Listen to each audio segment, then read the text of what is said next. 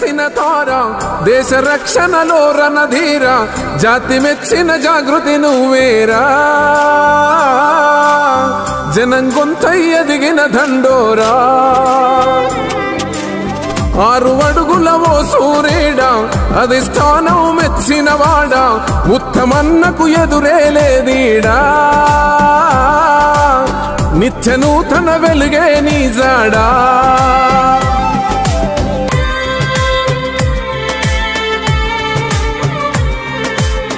నలమాద ఇంటి పిలగాడు, నలగొండకు నేతగా వెలిగాడు, పురుషోత్తం రెడ్డి ఉషమ్మ తొలిసూరి కొడుకు. ఉన్నత చదువులనే చదివాడు, క్రమశిక్షణ కలిగిన కుర్రోడు, నలమాద ఉత్తమన్న కథ చెబుతాయినాడు. సరిహద్దున పోరాడే సైనికుడై ఒకనాడు, రాష్ట్ర